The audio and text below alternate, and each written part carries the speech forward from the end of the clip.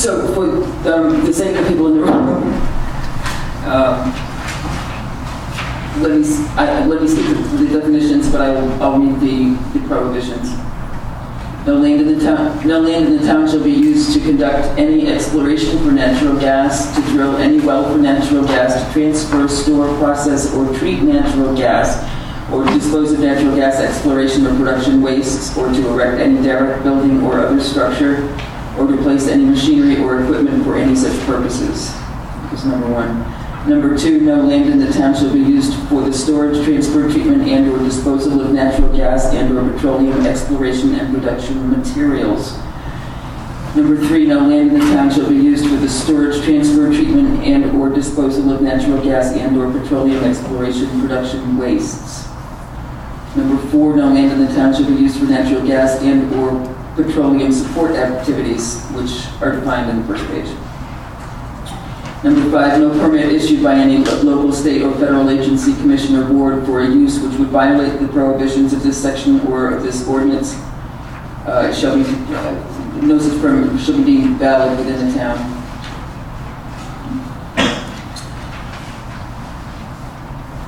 There's a clarification in section, well, it's hard to tell the sections from the items here, but there's a further clarification of the gravel mining. Probably not. I'm sorry, I'm just going to read it because I don't think you can understand it without looking at it. But that's the gist of it. So, if we decide to introduce this tonight, we can talk about. We've been working, as you saw at the last meeting, we've been working on a lengthy resolution for the adoption of this law, should that come to pass. Or it's the resolution that will introduce it. It's the resolution that we'll vote on. It's getting to be very long and giving all the reasons why we think this is necessary.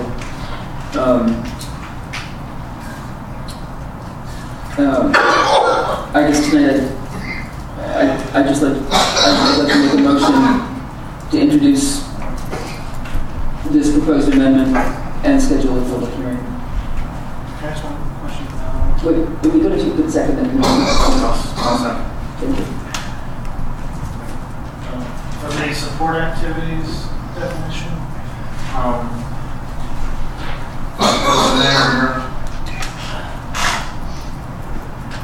you don't include processing and treatment. Is there? It's prohibited under first prohibition.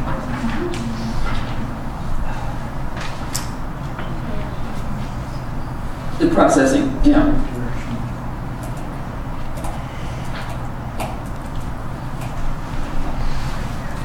Yeah, I see that. It's also prohibited in number 2 and number 3.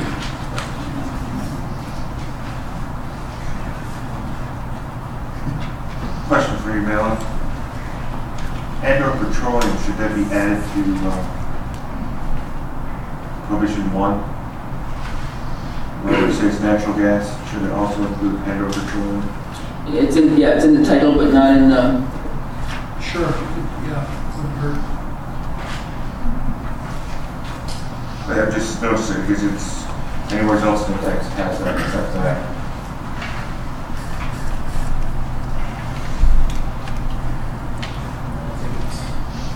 I think it's no secret I'd love to see some of the heavy industry stuff, and I think this is a really good first step.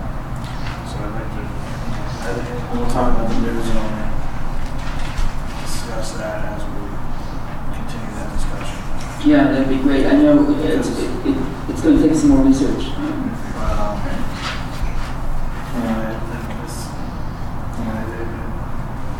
Like I said, it's a good first step.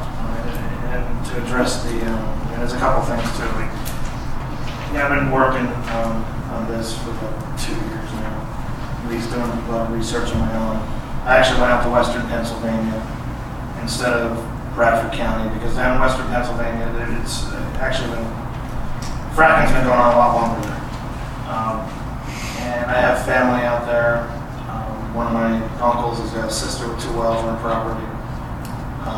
And they're in Latrobe, in and around Latrobe. I went to Derry this past March and spoke to planners in Westmoreland County about what's happening. And I got to observe 2 wells that were in the process of being fracked. One of them was stuck in between a trailer park and a townhome development, which with my poor baseball skills, I probably could have hit one of the trailers that they had from the street. I got to see a runoff from the pad where they're fracking that was going into a local stream. And that's, as you know, in Pennsylvania, the regulation is being done by the state.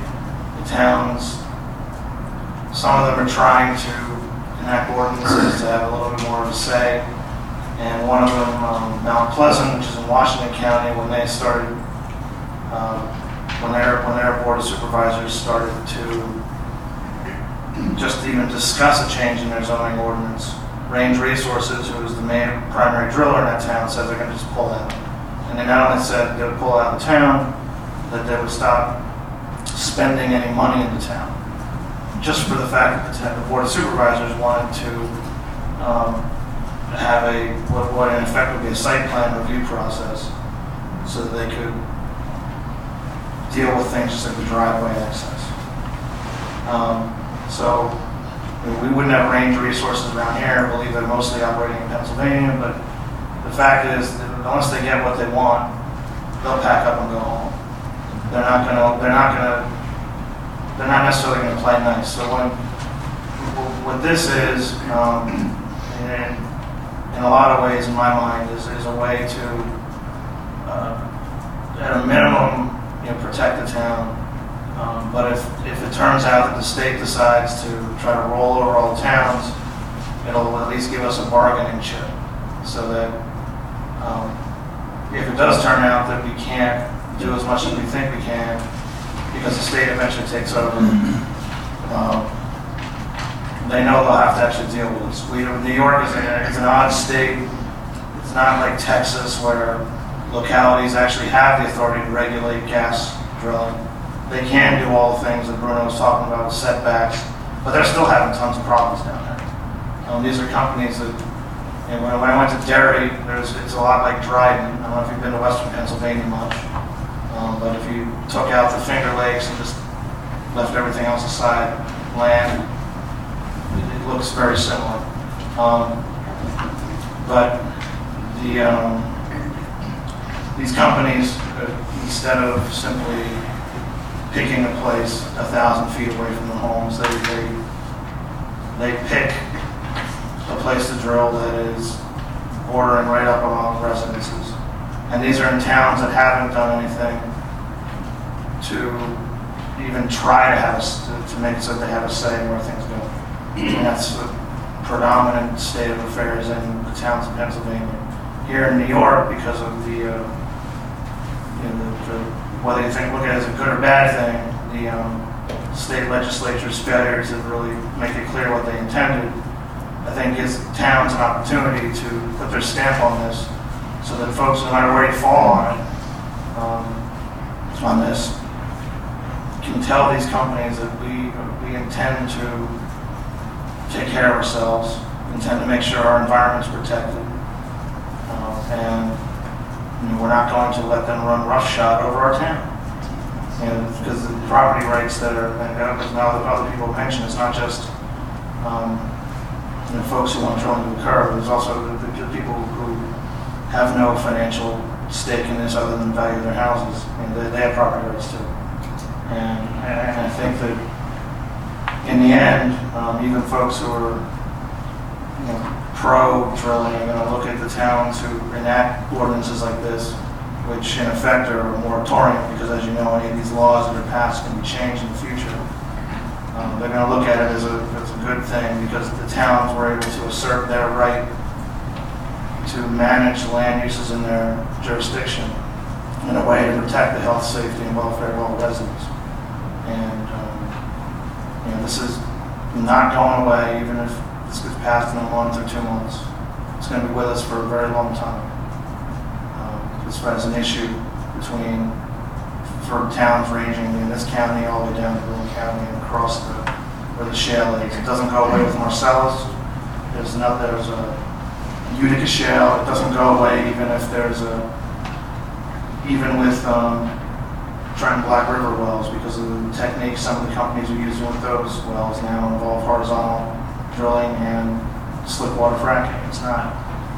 The state could make things a lot less scary for folks if they give towns a lot more power in this whole thing in the first place. But as you know, Albany's a little bit dysfunctional. And we have to take care of things in the way that we can right now, so that Dryden is not adversely affected for the generations that come after us. So I think this is a good first step. We'll continue to improve it as we can and go forward.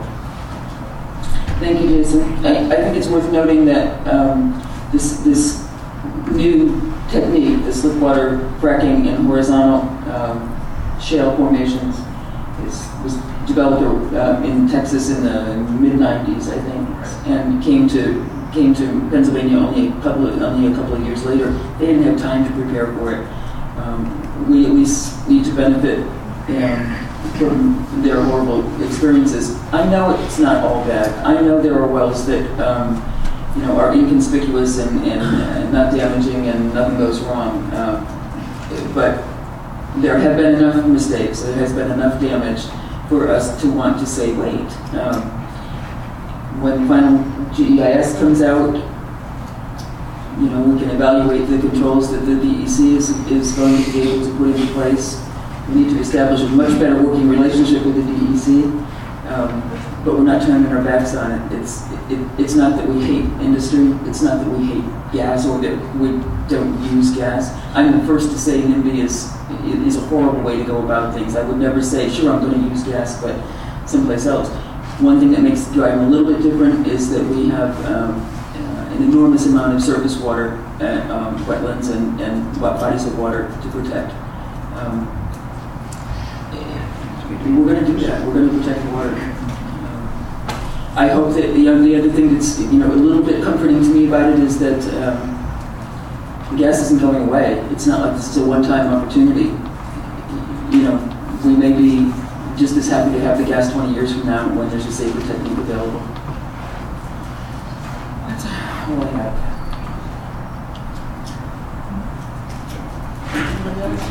Set the target date for the What, no more philosophizing? July. We have a meeting, we have an agenda meeting on the 13th and a regular business meeting on the 20th.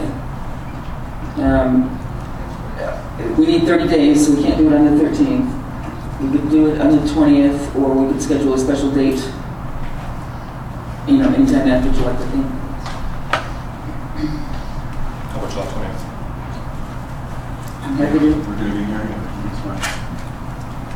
Does that work for everybody? All right, public hearing July 20th. 7 o'clock. It's the only What date, I'm sorry? July 20th. July 20th. Wednesday, July 20th at 7 o'clock. The question in front of you. I have a question for the interpretation of this regulation. Since it's a zoning law, does that mean that someone could apply for a variance if they wanted to be nature protected? In absolute prohibition. Absolute prohibition. No variance. Any other questions? Marion, I just want to make it very clear that this is an amendment to the existing zoning law. It is not an addition to the new law at this time that we're discussing. That's very clear.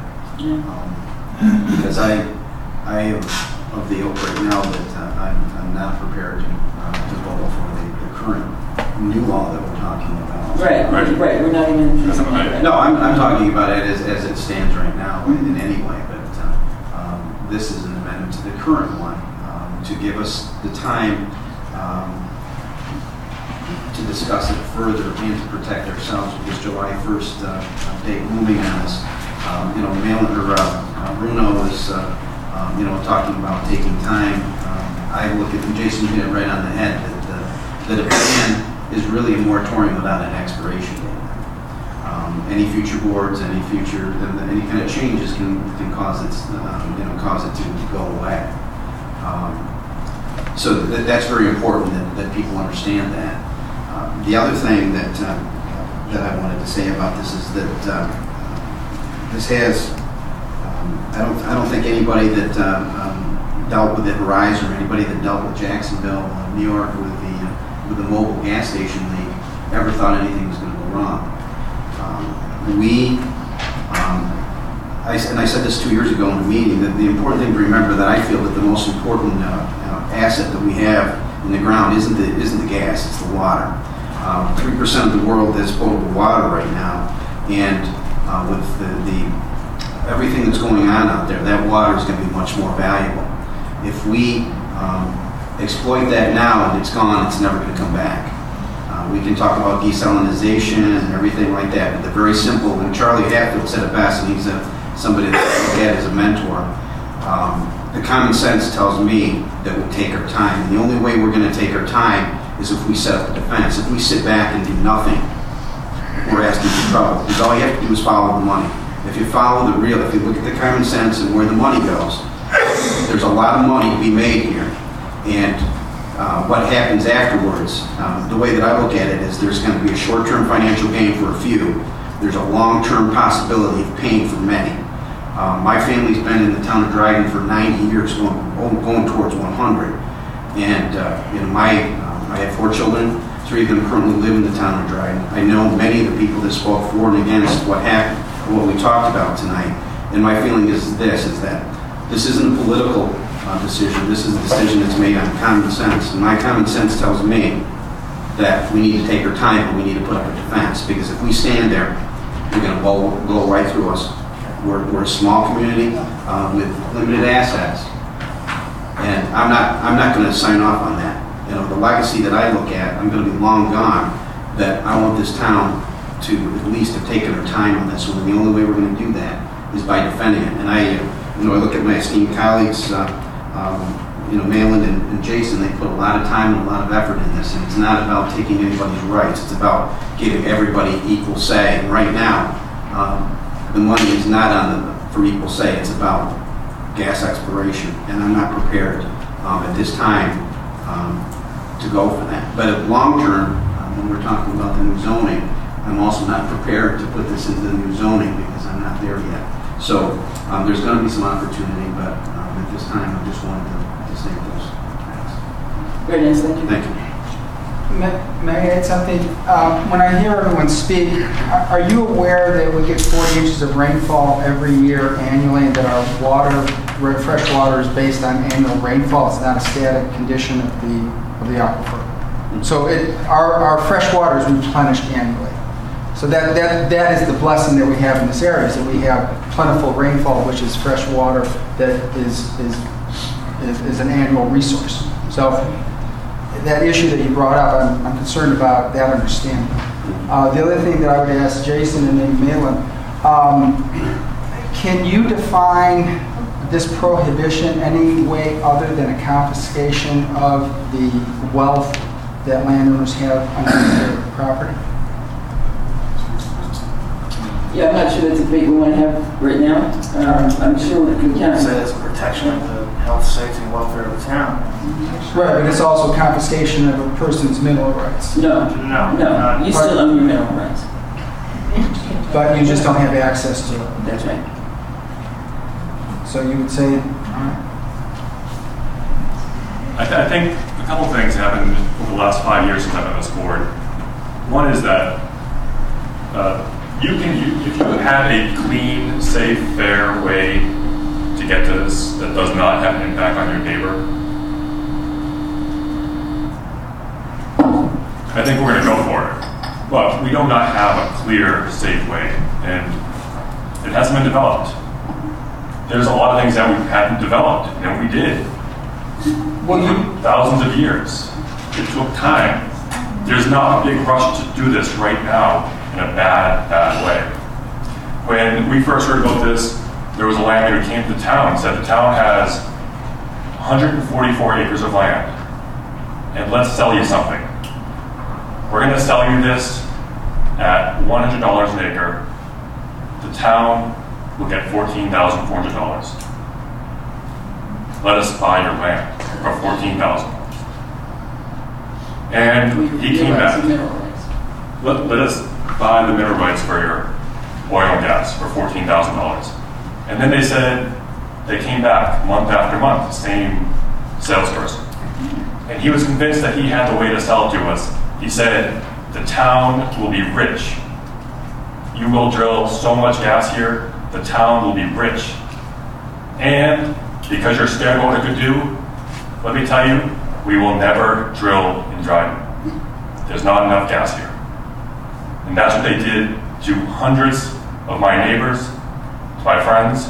They said, you will be rich, but we will never drill here. Don't worry about the pollution, the danger, the trucks. We'll never do it, but you will be rich when we do it. And the town board 4 years ago said, no sale. That doesn't make any sense. We aren't buying that. I'm not buying that.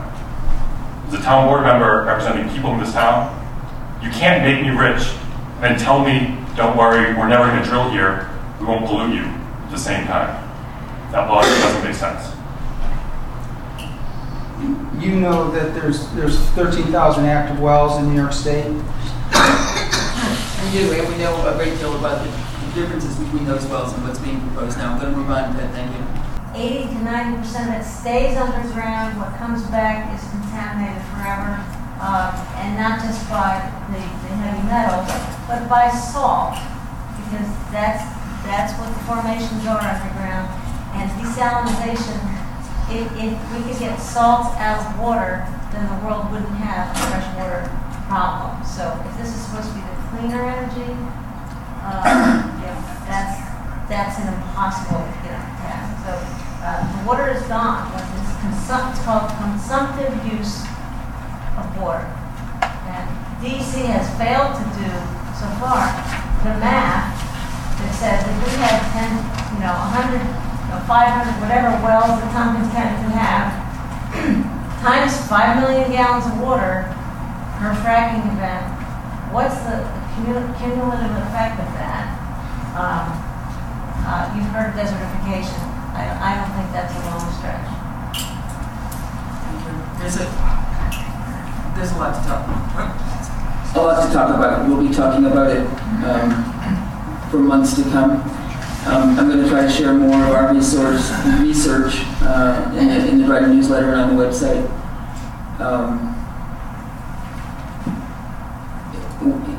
It's a tough issue, and we'll just have to talk about it a lot. Could you just talk about what's going to happen after the public hearing and when we could expect that something like this might actually take effect?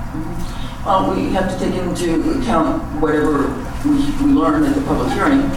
It is possible, it has happened, that if there's no new information or no, it is possible that the board is satisfied following the public comments and can vote on it that evening. There usually is a period of consideration, we'll discuss it and so forth. We need the secret, the state environmental quality review. Thank you. We've been calling it secret for so long. Our environmental planner is going to prepare that tomorrow or the next day, and county planning board is going to review it, comment back to us. We'll make all those things available on the web. We'll listen to the public comments next month and consider them and decide. Deciding can mean a vote, it can mean tabling, so lots of options.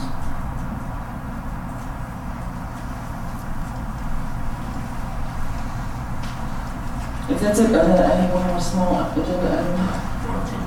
Oh yeah, we do have a motion to table. Yeah. Any further discussion? It's the cue for the roll. Councilperson Speller. Yes. Yes. Yes. Yes. Yes.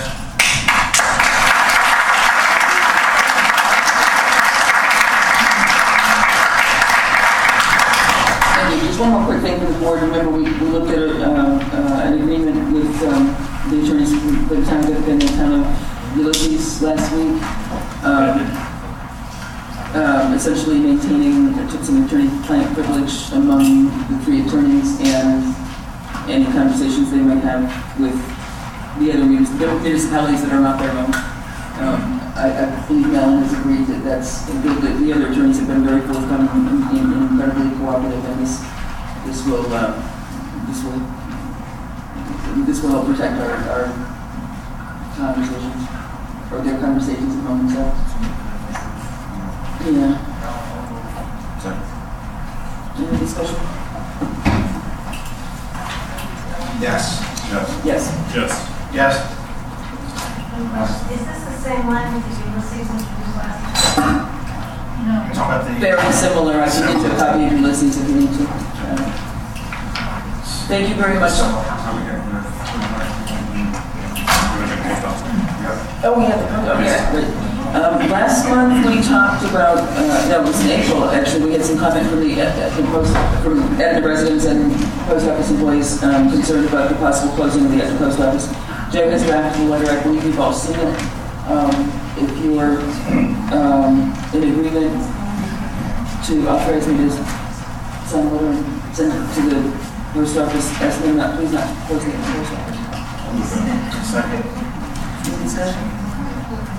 Congressman Hannah is interested in this issue too, and you can send him a letter. I certainly will. It's top of my list. They copied me, and he's got a staff person investigating that. Excellent. Thank you very much. Yes. Yes. Yes. Yes. Yes. So thank you very much for coming and sitting through that discussion. I hope you'll stay tuned. We're